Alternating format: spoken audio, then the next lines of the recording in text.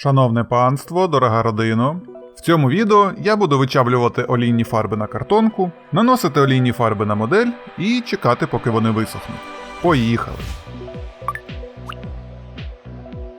Як я зазначав у попередньому відео під час фарбування цієї BMP-1TS, на фото чітко видно, що корпус, на відміну від бойового модуля, має вигорівший вигляд. А це значить, що доведеться постаратися над везерінгом. Час діставати олійні фарби. Я підготував Pale Sand, жовтий, кілька відтінків зеленого та коричневу фарбу. Я залишив їх на кілька годин на картонці для того, щоб стікла надлишкова олія. Завдяки цьому вони висихатимуть значно швидше і матимуть матовий фініш.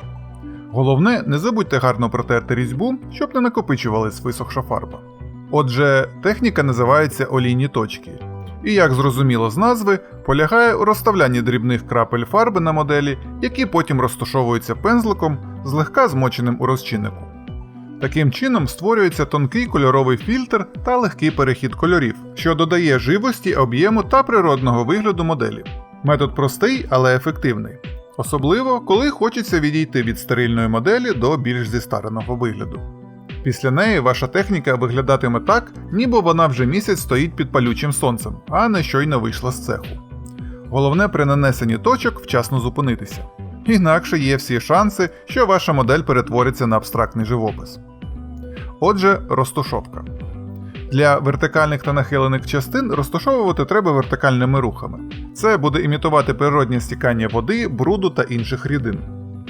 На вертикальних площинах теплі та яскраві кольори краще наносити на верхню частину, а темні, відповідно, на нижню. Це буде в певному роді імітувати освітлення та тіні. На горизонтальних частинах розташовувати олійні точки треба точковими рухами. Зважайте, що поки розчинник не висох, ефект буде не сильно помітний. Щодо палітри, Pale Sand буде основним кольором для висвітлення. Використання чисто білого чи сірого кольору зробило б корпус занадто блідим та знебарвленим. Хоча, можливо, в подальшому доведеться використати і ці кольори. Поки що я не визначився.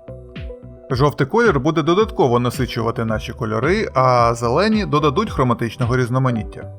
Готуйтеся, це слово я буду часто повторювати впродовж всього відео. Ну а коричневим я буду імітувати невеликі підтікання бруду та затемнення. Для того, щоб розташувати фарбу ще більше, можна використовувати сухий чистий пензель. Наприклад, як цей мужній рожевий пензель. Він чудово справляється з цією задачею. Для бойового модуля я буду використовувати ті ж фарби. Таким чином, уся модель буде виглядати гармонічно. Хіба що Pale Sand тепер треба використовувати набагато менше. Зрештою, наш бойовий модуль має виглядати свіжішим за корпус. Також техніка олійних точок дозволяє ще більше інтегрувати декалі на модель. Але треба бути обережним, адже на білому фоні фарби будуть набагато помітнішими. Загалом я вирішив зробити везерінг за допомогою олійних фарб. Ну, де це можливо. Навіть змивки вирішив робити ними. Я обрав два кольори. Сепія для корпусу та Industrial Earth для башти. Бойовий модуль світліший за корпус, тому використання сепії дало б занадто сильний контраст та зробило б його занадто темним. Змивка – один з найкритичніших та трансформативних етапів везерінгу. Це make or break момент, який або виділить деталі моделі, або зробить її надзвичайно темною та брудною. Одразу підготував дві ємності з розчинником. Одна зі швидкосохнучим розчинником від Apteilung для розтушовки, інша зі звичайним художнім розчинником для очистки пензля. Отже, наносимо змивку, даємо їй підсохнути і починаємо обережно прибирати. Можна використовувати для цього звичайну ватну паличку, але будьте обережні, адже вона може і буде залишати ворс після себе. Хоча модельні ватні палички більш щільні і такої проблеми не мають. Також є інші популярні продукти для видалення змивки, але я надаю перевагу звичайному пензлю. Головне, щоб пензель був лише трохи змочений у розчиннику, а змивка достатньо підсохшою. Інакше пензель вбере в себе всю змивку навіть з тих місць, де вона мала залишитись. Змивку можна прибирати рухами в бік деталі. Таким чином ви отримуєте чисту модель із виділеними деталями. Але я надаю перевагу обережній розтушовці. Розтягуючи змивку, можна створити приємні затемнення навколо дрібних елементів, а також легкі сліди стікання бруду. Такий собі початковий везерінг. Далі на черзі іржа. Я підготував кілька кольорів, адже корозія рідко буває однотонною. Почав з найтемнішою Dark Rust, яку наносив на місця з найбільшими сколами. Олійна фарба ідеально підходить для дрібних точкових ефектів і контролюється легше за емалеві альтернативи. В цей раз я намагався бути більш стриманим у нанесенні. Зрештою, це буде бойова машина, а не залишена на роки десь у полі. Іржаві відтінки мають теплий тон, тому додадуть моделі трохи хроматичного різноманіття, що буде особливо корисно, враховуючи, що загалом машина все ще нагадує зелений паралелепіпед, навіть незважаючи на наявність камуфляжу. При розтушовці також треба уважно слідкувати, скільки розчинника у вас на пензлі, щоб випадково не змити повністю всю фарбу.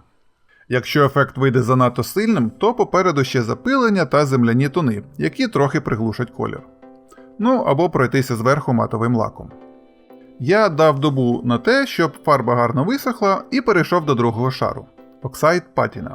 Помаранчево-червоний колір цієї фарби мені здався більш доречним та теплішим, ніж у Light Rust. Цим кольором ми просто робимо невеликі акценти, тому наносити його треба на невеликі ділянки. Ну а далі стандартна схема. Наніс фарбу, почекав поки вона підсохне і можна обережно розтушовувати. Для кращого змішування кольорів можна знову скористатися чистим сухим пензлем. До того ж, за допомогою іржавих барв легко підкреслити інші деталі. Інакше зелені елементи на фоні такого ж корпусу просто загубляться. Ну, і раз вже нас іржаві тони в роботі, то можна приділити трохи уваги тракам. Щоб надати їм переконливий вигляд, я звернувся до техніки спеклінгу, тобто до розбризкування. Але щоб виглядати більш професійно, я все ж таки буду використовувати слово спеклінг. Цього разу я застосував усі три обрані кольори, почавши з Light Rust. Під час роботи над траками можна вже не зважати на розмір бризок.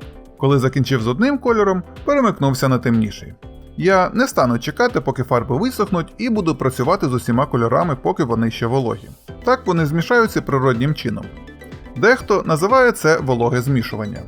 Але як би ви не називали цей метод, він додасть хроматичного різноманіття нашим тракам. Фінальним шаром знову став Oxide Patina. Таким чином траки були оброблені як із зовнішньої сторони, так і з внутрішньої. В наступних кроках ми ще повернемось до них, але зараз можна відкласти їх в бік на деякий час. Цікаво, що спеклінг дає змогу зробити і дрібні сколи, але це вже гра на власний ризик. Тут важливо мати акуратність, адже фарби має бути мінімум, а краплі якомога дрібнішими. Тому необхідно прибрати зайву фарбу на паперовому рушнику. На ньому ж варто перевірити розмір цяток, які ви отримаєте, а також трохи попрактикуватись. Але навіть якщо десь крапки занадто великі, то це легко виправити пензлем з розчинником. Тепер нарешті настав час земляних тонів, і з невиразних зелених боків ми зробимо ось це. Мені не подобається працювати з пігментами, тому я буду використовувати звичну текстурну пасту від AK Interactive. І так, як я і обіцяв у одному з попередніх відео, я купив нову. В неї не така груба текстура, як у Muddy Ground. Тож почнемо багнюкінг. Я подумав, що просто текстурної пасти буде замало, і вирішив додати ще трохи рослинності. Зрештою, в нас не пустеля. Нарізану Dried Seagrass я додав до пасти і капнув кілька крапель води, щоб цю суміш можна було хоч якось зручно нанести. Працював точково з акцентом на ті місця, де за логікою мала б налипнути трава внаслідок руху. Для того, щоб краще інтегрувати пасту на корпусі, треба її розташовувати за допомогою води та пензля. І краще з цим не затягувати, адже ця паста починає висихати буквально одразу після нанесення. Після того, як паста висохла, знову настав час фарб. Мені хотілося, щоб у першого шара теж була своя глибина, але олійні фарби, звісно, ніякою текстурою не відзначаються. Тому я додав трохи пластира і почав наносити цю жижу. Цей шар буде імітувати засохлий бруд та пил, тому я щедро наносив його по всій поверхні. Як тільки фарба була нанесена, я почав розташовувати її вертикальними рухами. Я вирішив комбінувати як звичайний пензель, так і пензель-гребінець для більш цікавого результату. Але при виборі кольору я не врахував контраст із темним корпусом, і тому світло-сірий колір почав виглядати майже білим. А це нікуди не годиться. Тому я взяв баф і перекрив ним верхній шар, додавши тепліших тонів. Можливо, зараз це виглядає якось занадто дико, але не хвилюйтесь. Подальші кроки все виправлять. Але і цього мені здалося замало, тож я додав ще трохи спеклінгу. Дрібних крапель, які можна також розтягувати вниз. Так ви не лише позбудетесь занадто великих плям, а також створите додаткові смуги засохшого бруду. Переходимо до наступних ефектів. Для імітації сирої землі я обрав відтінок Sand Brown. Наносив його навколо зон з пастою, ретельно розмиваючи змоченим пензлем. Пластир, до речі, погано тримався на корпусі і починав злазити після кількох рухів пензлем. За великим рахунком, треба було б його зафіксувати або лаком, або Sand and Gravel фіксером, але це вже нотатка для майбутнього себе. В цілому я намагався працювати акуратно і нічого критичного не сталося. Для цікавого результату цього, звісно, було замало. Тому для більшої виразності я додав нову порцію спеклінгу. Намагався змінювати не лише розмір та щільність плям, а й їх насиченість. Спеклінг особливо корисний при роботі з земляними тонами, адже завдяки ньому можна створити реалістичний ефект бруду, який накопичується внаслідок руху машини. Для найтемнішого відтінку мокрої землі я не став вигадувати ровер і просто взяв фарбу з відповідною назвою – Dark Mud. Все інше залишилось без змін. Спочатку нанести і розташувати фарбу в місцях найбільшого скупчення землі, а потім додати трохи бризок. Єдине, що цю фарбу я наносив на ще меншу площу для отримання плавних переходів кольору. Зрештою, мокрий бруд не покриває всю поверхню, а накопичується в певних місцях. Ну, принаймні, згідно мого задуму. Ну і тримайте в голові, що все це робиться з великою часткою Artistic License. І я прагну зробити багнюку не найреалістичнішою в світі, а радше візуально привабливою. Як ви вже переконалися, це досягається за рахунок поступового нашарування фарб та текстур. Цю частину моделі буде добре видно, адже на ній немає ніяких бортів та юбок, які б могли прикрити ходову. Тому варто було витратити на неї трохи більше часу для отримання гарного результату. Катки пройшли той самий цикл. Багато хто використовує темні земляні тони на катках просто як ще одну змивку, розподіляючи фарбу в западинах та навколо деталей. Я вирішив так не робити, а замість цього наносив її нерівномірними плямами на різних місцях. Якщо темні земляні тони використовуються як змивка, катки часто виглядають занадто уніфікованими. А коли багато однакових деталей виглядають одноманітно, то вони втрачають свою привабливість та губляться на фоні. Але це лише моя особиста думка. Ви можете наносити так, як вам подобається. Зрештою, ми робимо моделі для себе, так як нам подобається, і ніяких гостів по нанесенню багнюки немає. Робота з траками йшла по звичному сценарію. Спершу текстурна суміш у виїмки, потім тонкі плями кольору. З траками нічого розтягувати та розташовувати не треба, тому цього буде достатньо. Хіба що найтемнішим кольором зробити акценти в найглибших місцях. А ось що їх вирізняє, так це ефект полірування від катків. Для цього я взяв відповідний олівець для везерінгу і пройшовся по внутрішній частині траків. Можна також використовувати звичайний олівець, зрештою на цьому в дужках графіт не просто так написано. Але мені було ліньки розбиратися з різницею в твердості простих олівців, тому я використав цей. Ну і щоб надати тракам завершений вигляд, я виділив сріблястим маркером від DK Interactive виступаючі зовнішні елементи траків. Маркери надзвичайно спрощують та прискорюють такі моменти. Ніяких тобі пензликів, які треба мити після фарбування, ніяких склянок з водою, швидко та зручно. Етап запилення почався з додавання до моделі трохи натуральних складових. В мене немає саду, щоб як деякі моделісти казати, що цей ґрунт звідти, тому я взяв звичайний субстрат для рослин. Він імітує не стільки пил, скільки грудки землі, які могли накидатись на корпус вибухами або злетіли з черевиків піхотинців. Розмістив його в логічних, як на мене, місцях та посовав трохи пензлем для більш реалістичного вигляду. Після того, як земля на крилах була зафіксована, можна було зайнятися іншими ділянками. Наприклад, на ребристій кришці я просто трохи нахилив модель і легенько постукав по корпусу. Зрештою, саме так земля там і скупчується. Зафіксував все за допомогою Sand and Gravel фіксера. Намагайтеся не крапати ним, або будь-чим, що ви використовуєте для фіксації, безпосередньо на скупчення матеріалу, адже рідина його просто змиє. Краще обережно капнути поряд і нехай капілярний ефект зробить свою справу. Щодо пилу, для нього я взяв майже ті ж кольори, що і для попередніх ефектів. Ніяких радикальних відмінностей між відтінками на корпусі та на ходовій бути не повинно. Єдине, що я додав до палітри нейтральний сірий та палену умбру. І якщо щодо останньої я був не певен і підготував її просто про всяк випадок, то сірий використав для того, щоб трохи приглушити насиченість бафу.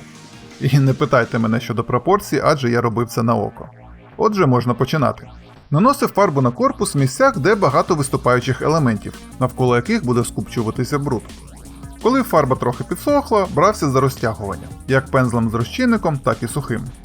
Одна з переваг олійних фарб, що їх, як я вже казав, можна розтушовувати сухим м'яким пензлем, що зробить непомітним перехід кольорів і створить реалістичний ефект накопичення пилу. Також не треба забувати про крила, на яких земля теж потребує уваги. Хоч в подальшому на неї очікує багато темніших кольорів, але й світлий пил теж має бути. Ну і поки вже займаємось запиленням, то треба не забути пройтись по нижній частині корпусу, щоб зв'язати, так би мовити, корпус з ходовою частиною. Чи навпаки. Ну, ви зрозуміли. Для цього я більше використовував пензель-гребінку, а також плаский пензель. Останній був без жодного розчинника для отримання ефекту поступового запилення. У відео з Остіном я для цього використовував аерограф та розбавлений таміївський баф. Але раз вже вирішив робити все олійними фарбами, треба йти до кінця. Далі я все ж таки вирішив використати палену умбру для темнішого відтінку землі. Цю фарбу я наносив більш розбавленою. Моя ідея полягала в тому, щоб додати різноманіття шару пилу за рахунок нашарування темнішого кольору різної прозорості. Наносив переважно в кути та тісні місця. Такі ділянки зберігають вологу та бруд довше. Це додає реалістичності пиловому шару. Також цікавого ефекту можна досягти за допомогою спонжа. Я наніс дуже розбавлену фарбу навколо люка, після чого спонжем з розчинником почав прибирати зайве. Тут, як і в випадку з чіпінгом, головне прибрати залишки на паперовому рушнику. Але якщо під час чіпінгу за допомогою спонжа ви ризикуєте зробити занадто великі сколи, то в даному випадку ви можете прибрати геть усю фарбу, якщо на спонжі буде забагато розчинника. Ну і останнім кольором традиційно стала Dark Mud. Її використовував по мінімуму, концентруючись лише в найглибших кутах та найбільших скупченнях землі. Це радше невеликі акценти, щоб додати глибини, тому по консистенції це щось середнє між фільтром та змивкою. За рахунок прозорості цього та попереднього шару вдалося досягти цікавого та реалістичного результату. Для слідів пально-мастильних матеріалів я підготував сепію та фарбу з чудовою назвою Engine Grease. Сепію використовував для старих слідів, які вже давно засохли. Наприклад, на скошеній поверхні біля люка. Тут розташовував вертикальними рухами, імітуючи дію сили тяжіння. Ну і, звісно, також додав трохи спеклінгу. Це чудова техніка, щоб додати візуального різноманіття поверхні, а за рахунок прозорості фарби ви можете змінювати інтенсивність ефекту від надзвичайно виразного до ледь помітного. Але на цьому ми ще не закінчили. Мені хотілося показати, що машина постійно використовується і мастило регулярно змінюється. Для цього нам потрібен глянцевий фініш, а глянцевого лаку в асортименті олійних фарб я щось не бачив. Тому до сепії додав трохи Wet Effects і наносив поверх вже висохлого шару фарби. Це дозволяє створити унікальний та цікавий вигляд моделі, де окрім фарб разної інтенсивності, також є різні фініші – матовий та глянцевий. На катках теж варто додати трохи підтікань мастила. Це буде цікавою візуальною деталлю на вашій моделі. Але не варто робити цей ефект на всіх катках, адже тоді він втратить свою унікальність.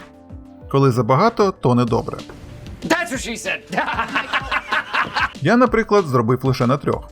Один з катків я вирішив майже повністю покрити мастилом.